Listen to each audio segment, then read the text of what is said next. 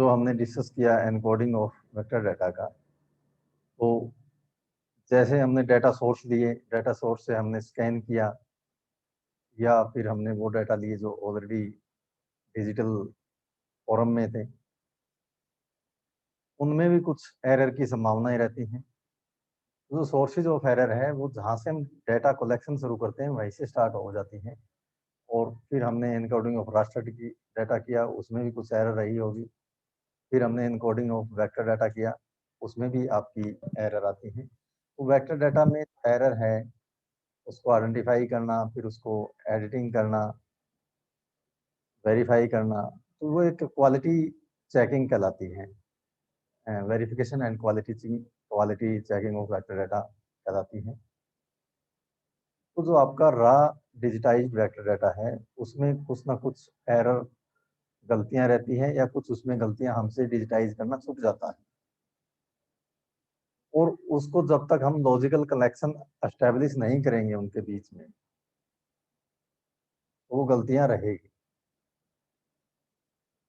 तो जो भी वेक्टर डाटा आप डिजिटाइज करते हैं उसमें आपको गलतियों को आइडेंटिफाई करना होता है, आइडेंटिफाई करने उसको एडिटिंग एंड क्लीनिंग करनी होती है, और ये जो पूरी प्रक्रिया आपकी verification and quality checking of vector data का जाता है कि जितना एरर फ्री डाटा होगा उतनी ही उस डाटा की आपकी क्वालिटी है वो बेटर होगी।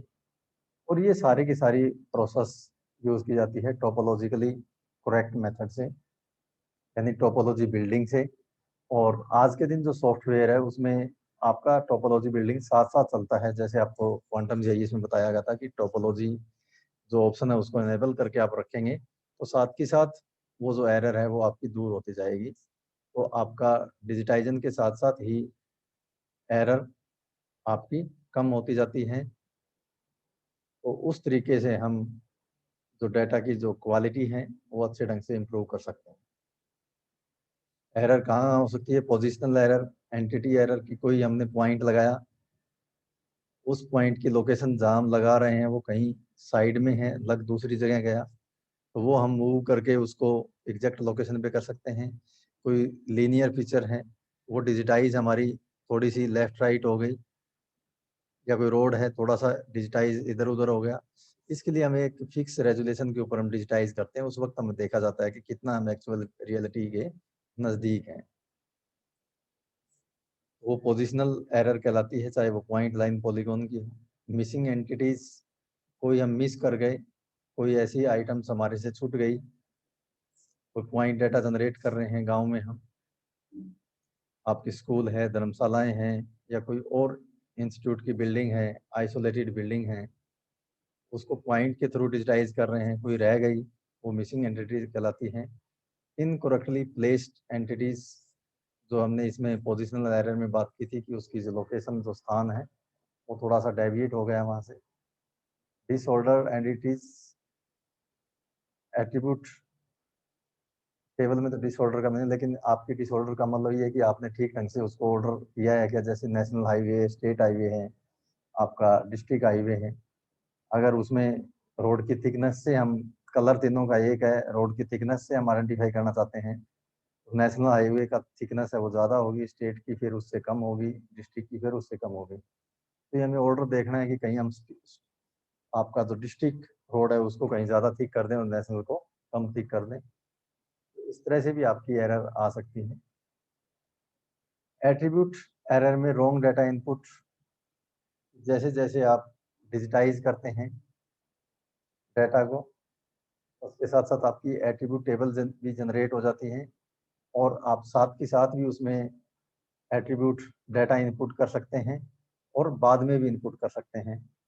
ये देखना होता है कि कहीं आपका डाटा जो आईडी वगैरह है वो कहीं रॉन्ग तो इनपुट नहीं हो गई उसमें, क्योंकि आईडी आपकी यूनिक होनी चाहिए। 1 2 3 4 5 है, अगर 5 आपकी स्पेशल फीचर है तो वो 5 ही होगी। ये नहीं है कि 2 की 1 हो जाए फिर आपकी 2 3 4 हो जाए। ये चेक करना होता है। Entity attribute error, improper linking, जो अभी मैंने आईडी की बात की कि आपकी जो लिंकिंग है वो प्रॉपर होनी चाहिए एक स्पेशल फीचर की, और एट्रीब्यूट में जो एक रो की जो आईडी है वो एक होनी चाहिए, वो रिपीट नहीं होनी चाहिए, यूनिक होनी चाहिए।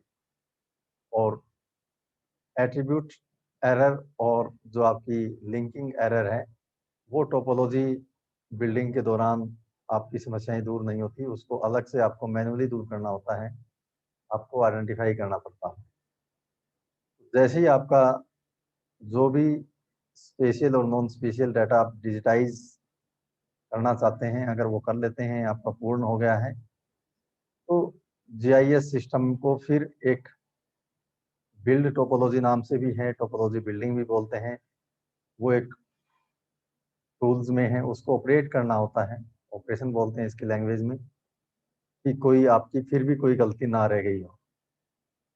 जब तक आपका सारा प्रोसीजर टोपोलॉजी बिल्डिंग का कंप्लीट ना हो जाए, आपका डाटा एरर फ्री ना हो जाए, तब तक आप उस डाटा को आगे और एनालिसिस के लिए सेंड नहीं कर सकते, या उसके ऊपर और एनालिसिस आप अप्लाई नहीं कर सकते। तो आपको स्पेशल एनालिसिस के लिए जो डिजिटाइजिंग के बाद की बातें हैं, वो रन करने से पहले आपको अपने डाटा की जितनी भी जो एरर है उसमें, उस एरर को आइडेंटिफाई करना होता है, उसको क्लीन करना होता है, अच्छे ढंग से वेरिफिकेशन करनी होती है, ताकि आपका जो डाटा जनरेट हुआ है उसकी जो क्वालिटी है वो हाई लेवल की।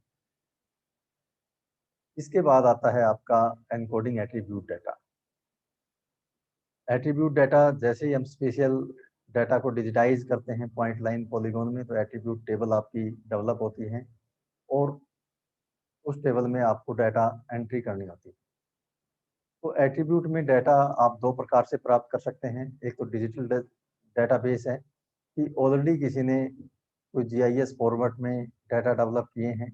जैसे अगर आपको प्रैक्टिकल में एक केस स्टडी गाँव की दिखाई जा रही है, उसमें हम डाटा डेवलप कर रहे हैं, अगर कोई और स्टूडेंट उसी गाँव में ऑब्जेक्टिव के साथ स्टडी करना चाहते हैं, तो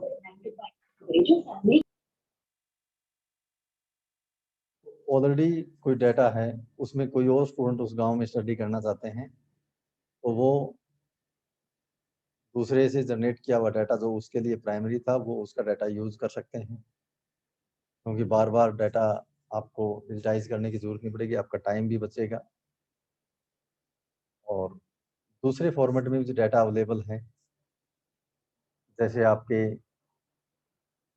जीआईएस है, सुपर जीआईएस है, या आपका एनवी है, अरडास है, उसमें उनका जो फॉर्मेट डाटा होता है, जैसे आपका क्वांटम जीआईएस का, आर्क जीआईएस का आपका .ssp सेव फाइल में है, अगर किसी और फॉर्मेट में डाटा अवेलेबल है, तो उस फॉर्मेट के डाटा को हमारे अकॉर्डिंग जिस फॉर्मेट में हमें जरूरत है, उसको हम रिफॉर्मेशन कर सकते हैं, रिफॉर्मेटिंग कर सकते हैं। उसकी रिफॉर्मेटिंग करके फॉर्मेट हम अपने अनुकूल बना सकते हैं।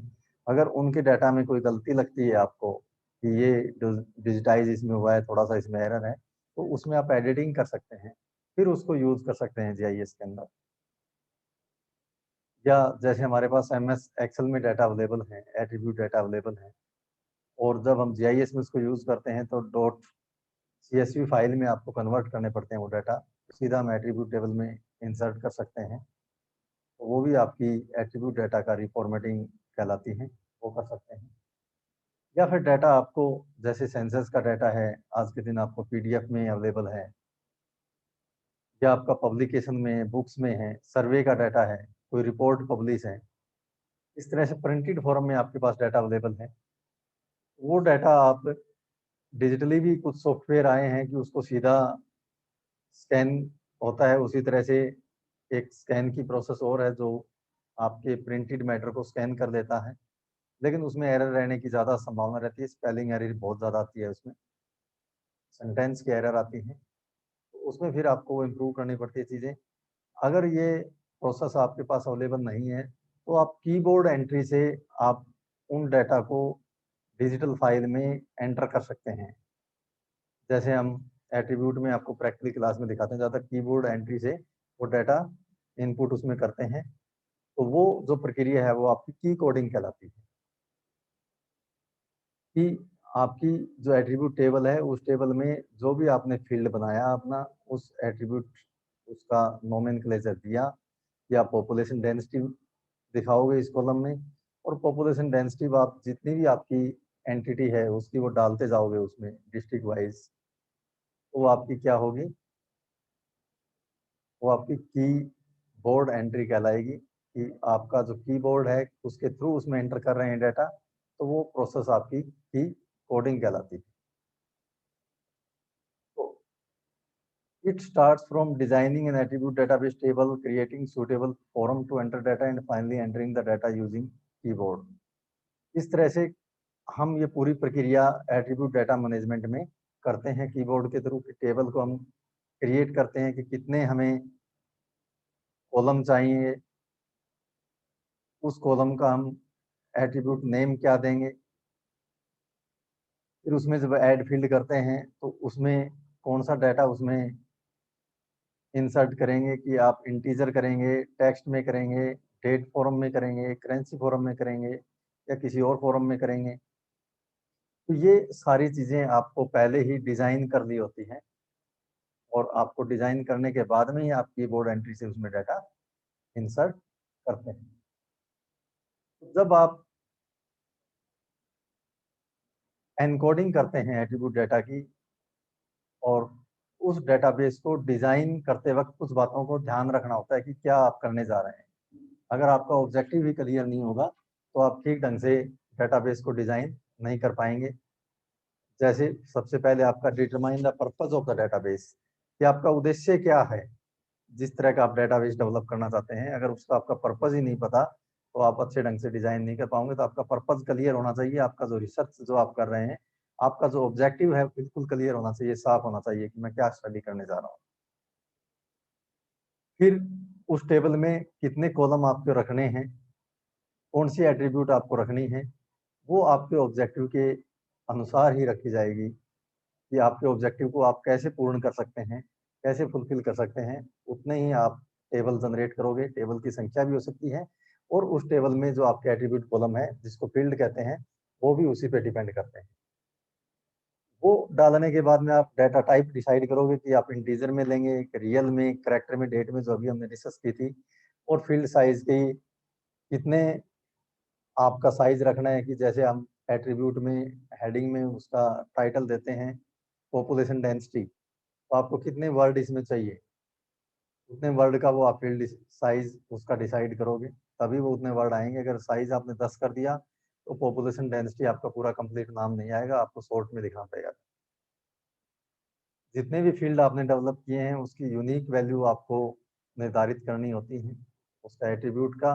और फिर उसके जो आपकी रो वाइज, जो एंटिटी वाइज जो उसकी जो वैल्यूज हैं वो आपको डालनी होती है। अगर वो इंटीजर में है तो इंटीजर में ही डलेगी, रियल में है तो रियल में ही डलेगी, करेक्टर यानी टेक्स्ट में है तो टेक्स्ट में ही आएगी वो। फिर जो आपने दो या दो से ज़्यादा टेबल जो एस्टेब्लिश की हैं, उसमें आपको रिलेशनशिप भी डेवलप करना पड़ सकता है कि एक टेबल से आप दो टेबल बना सकते हैं या तीन टेबल को ज्वाइन करके आप एक टेबल बना सकते हैं। तो ये सारी प्रोसेस करने के बाद में आप अपना, आपको यूँ लगता है कि आपकी टेबल को फिर उस डिज़ाइन में कुछ कमियां रह गई हैं, उन कमियों को फिर हमें दुरुस्त करनी है, तो रिफाइन द डिज़ाइन कहलाता है। एक बार आपका डिज़ाइन डेवलप होने के बाद में आपने जो चीज़ें सेट कर दी है कि कितने कॉलम होंगे, रो होंगे, और कॉलम और रो में जो आप वैल्यू डालोगे उसका वैल्यू का डाटा टाइप क्या होगा, फिर आप उसमें ऐड डाटा करते हैं और जिस ऑब्जेक्ट के लिए आप वो डाटाबेस तैयार कर रहे हैं, वो डाटाबेस का जो निर्माण है वो शुरू हो जाता है। और वो डाटा ऐड करने के बाद में एक बार डाटाबेस आपका जनरेट हो जाता है, फिर आप उसमें से एनालिसिस कर सकते हैं। आप उससे से कुछ नई इंफॉर्मेशन निकालना चाहें, क्वेरी आप बिल्ड कर सकते हैं उसमें, उसको डिस्प्ले कर सकते हैं स्क्रीन के ऊपर। ये प्रैक्टिकली क्लास में आपको इसमें दिखाएंगे ये चीज़ें आने वाले टाइम में। तो ये सारी प्रक्रिया इसमें की जा सकती है। फिर आप जैसे ही एट्रीब्यूट डाटा को इनकोड कर रहे हैं फील्ड या टेबल के फॉर्म में, तो कुछ कंडीशन आपको डेवलप करनी होती है पहले। ये आपके माइंड में रहनी चाहिए कि kind of values we wish to allow in the field. जो हमने पहले बात की थी कि उस फील्ड में कौन सी वैल्यू को हमें ऐड करनी है। करेक्टर में करनी है तो करेक्टर को ही आपका अलाउ होगा, दूसरा अलाउ नहीं होगा। कौन सी वैल्यू आपको अलाउ करनी है, कौन सी नहीं करनी है, ये पहले आपको डिसाइड करना होगा। स्टोरेज स्पेस आपको कितना रखना है, कितने जो वैल्यू आप डाल रहे हो वो आपकी वैल्यू पॉपुलेशन डेंसिटी अगर 3 वैल्यू में है 258, 458, 500, तो आपको उसका स्पेस 10 में देने की क्या जरूरत है, आपको आप 3 रखिए ताकि आपकी जो स्पेस है उसका स्टोरेज स्पेस कैपेसिटी है वो उसकी आपकी बची रहे, कम यूज हो। तो ये भी आपको डिसाइड करनी होती है कि पहले डिसाइड कर लोगे तो उसी के अकॉर्डिंग आपकी उसमें वैल्यू डलेगी और स्टोरेज स्पेस है वो भी आपका बचेगा। फिर कौन से ऑपरेशन आपको उसमें परफॉर्म करने हैं फील्ड में, जैसे आपकी पॉपुलेशन डली हुई है, आपका एरिया डला हुआ है, आप ऑपरेट आप करोगे उसमें पॉपुलेशन डेंसिटी आप निकाल सकते हो मैनिपुलेट करके। तो ये चीज़ें भी आप पहले डिसाइड कर लेते हैं डेटाबेस जनरेशन से पहले कि कौन कौन से आइटम आपको कैलकुलेट करके मैनिपुलेट करके आपको वहाँ पर निकालनी होगी। फील्ड कैलकुलेटर में नंबर ऑफ ऑपरेशन है, आप उसमें यूज कर सकते हैं। फिर उस जो फील्ड में जो आपने जो कॉलम में जो आपकी जो डली हुए हैं जितने भी वैल्यूज डली हुई है उसको आप सोर्ट करना चाहते हैं या नहीं करना चाहते हैं, सोर्ट को वैल्यू के थ्रू करना चाहते हैं, करेक्टर के थ्रू करना चाहते हैं, ये आप कर सकते हैं। जैसे सिंपल एक्सेल में होता है वो इसी में भी हो सकता है, ये भी आप डिसाइड कर सकते हो।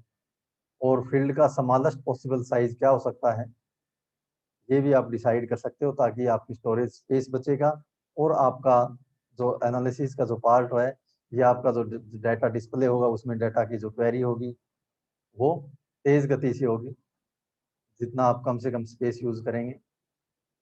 और आप एट्रीब्यूट एरर आपकी आती है, कई बार आप बीच बीच में चेक करना चाहते हैं आप, तो स्ट्रक्चर्ड क्वेरी लैंग्वेज से क्वेरी कर सकते हैं, एसक्यूएल सीक्वेल से आप क्वेरी कर सकते हैं कि आप क्वेरी से आपको पता लग जाएगा कि सारे जो फील्ड है जो आपकी डाटा वैल्यू है वो आपकी ठीक उसमें डेवलप हुआ है, आपका डिजाइन पूरा, और डिजाइन के अकॉर्डिंग आपके डाटा इसमें इनपुट हो रहे हैं। अगर ठीक से आपको आंसर नहीं मिले तो इसका मतलब कहीं ना कहीं प्रॉब्लम है, तो आप बीच में भी चेक कर सकते हैं। जितने भी आपके जीआईएस सॉफ्टवेयर है, चाहे आपका क्वांटम जीआईएस है या आर्क जीआईएस है, उसमें सब में कैपेबल है कि एट्रीब्यूट डाटा को वो क्रिएट कर सकता है, उसमें एरर को आइडेंटिफाई करके उसको एडिट कर सकता है और डाटा को मैनिपुलेट कर सकता है। इसलिए जितने भी आज के दिन जो जीआईएस जो आपके मार्केट में हैं उनकी अपनी अपनी एक जेनरिक इंटरफेस है, सभी का अपना अपना है, डिफरेंट है, और सभी के साथ आपका relational database management system attach है एट्रीब्यूट डाटा के लिए with SQL interface, structured query language भी उसमें डेवलप की है। तो ये सारे के सारे आपका अवेलेबल है। तो QGIS और ArcGIS के ऊपर आप नेक्स्ट वीक से हम प्रैक्टिकल का काम शुरू करेंगे, तो उसमें आपको ये चीज़ें बताई जाएगी।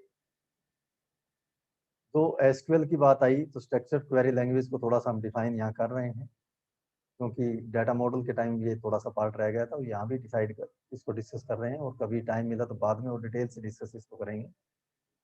तो स्ट्रक्चर्ड क्वेरी लैंग्वेज है आपकी क्या है, ये जितनी भी आपकी रिलेशनल डाटाबेस मैनेजमेंट सिस्टम में है या जो आपकी जितनी भी जो डाटाबेस की इंडस्ट्री चल रही है उसमें ये लैंग्वेज एक इम्पोर्टेंट स्थान रखती है कि डाटाबेस से जितनी भी जो इंफॉर्मेशन हम निकालते हैं उससे हम रिक्वेस्ट करते हैं या फैचिंग करते हैं वो सारा का सारा प्रक्रिया स्टैंडर्ड क्वेरी लैंग्वेज के थ्रू ही हो रहा है या स्ट्रक्चर क्वेरी लैंग्वेज के थ्रू ही हो रहा है आपका।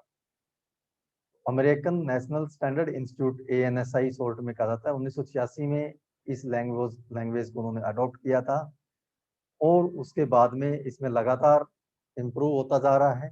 आज के दिन एसक्यूएल आपकी PRSQL आ गई है, प्रोसीजरल क्वेरी लैंग्वेज भी आ गई है, ये भी एक इंग्लिश लैंग्वेज की तरह ही लैंग्वेज है। और उसमें आपके जो टेबल्स है, टेबल्स में जो डाटा है वो सारे ऑर्गेनाइज किए जाते हैं कॉलम एंड रो में, वैल्यूज में इंसर्ट की जाती है, उस डाटा से हम उसको मैनिपुलेट कर सकते हैं, रिट्राइव कर सकते हैं, कंप्यूटर के अंदर ही, कंप्यूटर डेटाबेस ही होता है सारा ये। तो ये रिलेशनल डेटाबेस में एक इम्पोर्टेंट प्रोग्रामिंग लैंग्वेज उभरी है और इसका सबसे ज़्यादा यूज किया जाता है स्ट्रक्चर्ड क्वेरी लैंग्वेज का। और इसके जितने भी जो डेटाबेस मैनेजमेंट सिस्टम में जो फंक्शन है एसक्यूएल ही कंट्रोल करता है सारा सारा कि डाटा की डेफिनेशन क्या होगी, जिसमें डेफिनेशन में हमने ये देखा कि डाटा टाइप कैसा होगा आपका, उस डाटा को रिट्राइव हम कर सकते हैं, उससे हम क्वेरी कर सकते हैं, डाटा को मैनिपुलेट कर सकते हैं, कौन कितना एक्सेस कंट्रोल देना है वो डिसाइड कर सकते हैं। कि अब आपका जो LMS में जैसे आपको एक्सेस कंट्रोल है, आपको सिर्फ स्टूडेंट जो यूज कर सकता है वही है, टीचर जो यूज कर सकता है वो आपको एक्सेस कंट्रोल आपको नहीं दी गई है, एक्सेस कंट्रोल है। अगर आपने अपने डेटाबेस में वो डिसाइड कर दिया कि पॉपुलेशन डेंसिटी के लिए हम 3 टेक्स्ट ही आपके इसमें 3 वर्ड में ही आएंगे, तो वो 3 में ही आएंगे। अगर वो 4 में कोई एंट्री करना चाहेगा तो वो नहीं आएगा, कोई दूसरा यूजर उस डाटा को यूज करता है तो। डाटा शेयर आपका हो जाता है, एक सॉफ्टवेयर से दूसरे सॉफ्टवेयर में चला जाता है, या एक व्यक्ति ने जो डाटा जनरेट किया है वो दूसरा उसको यूटिलाइज कर सकता है। डाटा इंटीग्रिटी, अगर आपने जो डिसाइड किया है, डाटा की जो डेफिनेशन दी है, उस डेफिनेशन को दूसरा कोई चेंज नहीं कर सकता। उसको आप भी चेंज करोगे तो आपको उसको स्पेसिफिक आपके जो पासवर्ड हैं उसकी सहायता से ही आप कर पाएंगे। ये स्ट्रक्चर्ड क्वेरी लैंग्वेज के कुछ फंक्शन हैं और ये रिलेशनल डेटाबेस मैनेजमेंट सिस्टम का आज एक इम्पोर्टेंट पार्ट है। और आपका GIS का भी एक इम्पोर्टेंट पार्ट है, क्योंकि हम GIS में भी RDBMS यूज कर रहे हैं एट्रीब्यूट डाटा के लिए, और इसको समझना और ज़्यादा ज़रूरी है। आने वाले टाइम में टाइम मिलेगा तो इसको और ज़्यादा डिटेल से हम डिस्कस करेंगे। फिर आपकी डिजिटल फाइल में जितने भी जो डाटा है आपके, जो आप डिजिटाइज करते हैं या एट्रीब्यूट डाटा आपने इनपुट किया, वो सारा का सारा या तो एनालॉग मैप से कर रहे हैं या एनालॉग टेबल से कर रहे हैं आप जो प्रिंट के फॉर्म में है, या आप डायरेक्ट एंट्री कर रहे हैं, कहीं आपको डिजिटल बेस मिला हुआ है। दो इंपॉर्टेंट बेस है इसमें, डिजिटल बेस और आपका एनालॉग बेस। और आज के दिन ज़्यादातर जो अमाउंट जो डिस्ट्रीब्यूट हो रही है सोसाइटी में वो डिजिटल फॉर्मेट में, क्योंकि बहुत तेज गति से डेवलप्ड कंट्री ने जितना भी एनालॉग फॉर्म में जो जितने भी मैप थे वो सारे डिजिटल फॉर्मेट में कन्वर्ट कर चुके हैं वो लोग। हमारे इंडिया में भी स्पेशल डाटा विशेषकर टोपोलॉजिकल जो सीट थी वो सारी सारी डिजिटल हो चुकी है। तो जितना भी एग्जिस्टिंग डिजिटल सोर्सेज हैं वो सबसे ज़्यादा यूज हो रहे हैं। इसलिए जितना भी जो डिजिटल फॉर्म में जो डाटा है उसके लिए जो टर्म आई है डिजिटल फाइल आई है या डाटा ट्रांसफर आया है। डिजिटल फाइल में वो डाटा सेव होता है और एक लोकेशन से दूसरी लोकेशन से हम डाटा को ट्रांसफर कर सकते हैं, या एक फाइल से दूसरे फाइल फॉर्मेट में हम डाटा को ट्रांसफर कर सकते हैं, चाहे वो रास्टर डाटा हो, चाहे वो वेक्टर डाटा हो, चाहे वो एट्रीब्यूट डाटा हो। हम ये सारे डिजिटल फॉर्म में ऑब्टेन भी कर सकते हैं, उसका फॉर्मेट भी चेंज कर सकते हैं और अपने अनुसार उसकी क्या यूटिलिटी है उसके अनुसार उसको डेवलप भी कर सकते हैं।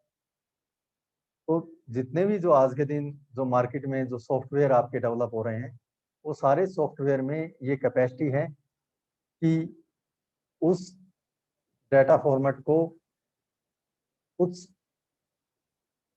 ट्रांसलेशन और कन्वर्जन, ये डाटा डेफिनेशन के अधीन आती है। उन चीज़ों को कुछ मानक है उसके, उसको हम प्रोलिफरेशन उसको डिफ्यूज कर सकते हैं। तो ये एक इस तरह का डेवलपमेंट किया गया है GIS का, यानी GIS जो वर्ड है आपका आज के दिन सारा, उसको एक गैल्वेनाइजिंग इफेक्ट दे दिया गया है। गैल्वेनाइजिंग इफेक्ट क्या है कि जैसे आपका कोई लोहे की बनी हुई आइटम है, चाहे ट्री गार्ड ही है आपका, वो बाहर रहता है एटमोस्फेयर के ओपन रहता है तो उसमें जंग लग जाता है। तो जंग लगने से बचने के लिए हम उस पर क्या कर देते हैं, कलर कर देते हैं, कोटिंग कर देते हैं। वो क्या हुआ, आपका गैल्वेनाइजिंग प्रोसेस हो गई। तो इसी तरह से पूरे GIS वर्ड को एक गैल्वेनाइजिंग इफेक्ट दिया गया है, जिसमें आपका सॉफ्टवेयर की ट्रांसलेशन हो जाती है और कन्वर्जन हो जाता है। यानी एक सॉफ्टवेयर में दूसरे सॉफ्टवेयर में उसका डाटा फॉर्मेट इंपोर्ट एक्सपोर्ट करने की कैपेसिटी अलग अलग है, तो भी हम उसके अनुसार हम इंपोर्ट कर सकते हैं फाइल फॉर्मेट को चेंज करके और उसको एक्सपोर्ट कर सकते हैं डिफरेंट फॉर्मेट में। तो ये जितनी भी पब्लिक या सोसाइटी में या पूरा डिजिटल जो वर्ल्ड है उसमें जितनी भी फाइल अवेलेबल है वो बहुत ज़्यादा मात्रा में है, और उसको हम अपने अकॉर्डिंग अपने ऑब्जेक्टिव के अनुसार अपने रिसर्च का उसके अनुसार वहाँ से डाटा डाउनलोड कर सकते हैं और अपने GIS प्रोजेक्ट में उसको यूटिलाइज कर सकते हैं। और GIS सॉफ्टवेयर में जो आपकी जो एल्गोरिदम नंबर ऑफ हैं, मैथमेटिकल रूल्स हैं, वो सारे के सारे कंटेन लिए हुए हैं सारे के सारे उसमें। तो उसको हम डाटा ट्रांसलेशन करने के लिए उसका यूज कर सकते हैं। प्रैक्टिकली क्लास में आपको इसका यूज करके दिखाएंगे। और जितने भी जो डाटा जो डेवलप करता है, चाहे वो कोई कंपनी करें, चाहे कोई व्यक्ति करें, या कोई ऑर्गेनाइजेशन करे, वो डाटा करने के बाद में फाइल में जब सेव करता है तो उसके साथ एक मेटा डाटा जरूर डेवलप करता है, कि रिपोर्ट जरूर तैयार करता है वो डाटा क्वालिटी की, कि ये जो डाटा हमने तैयार किया है, ये डाटा किस के बारे में, उसका पूरा डिस्क्रिप्शन दिया जाता है।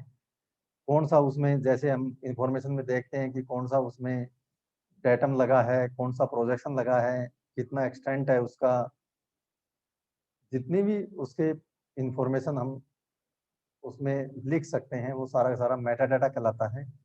और मेटा डाटा होना बहुत जरूरी है, क्योंकि अगर हम कोई दूसरे व्यक्ति से, किसी इंस्टीट्यूट से, किसी कंपनी से जब डाटा इंपोर्ट कर रहे हैं, ले रहे हैं, तो अगर हमें ये पता ही नहीं होगा ये डाटा के बारे में है क्या, तो फिर उस डाटा को हम यूटिलाइज कैसे करेंगे। इसलिए इस डिजिटल वर्ल्ड में मेटा डाटा का इम्पोर्टेंस और ज़्यादा बढ़ गया है। तो मेटा डाटा के ऊपर भी आपका एक दिन एक स्पेशल लेक्चर होगा आने वाले टाइम में, तो उसके ऊपर आपको डिटेल से बताया जाएगा। तो जितने भी आपकी जो डिजिटल प्रोडक्ट हैं, वो जीआईएस की रिक्वायरमेंट के अनुसार ही उसमें हम एडिटिंग कर सकते हैं, उसको प्रोसेस कर सकते हैं,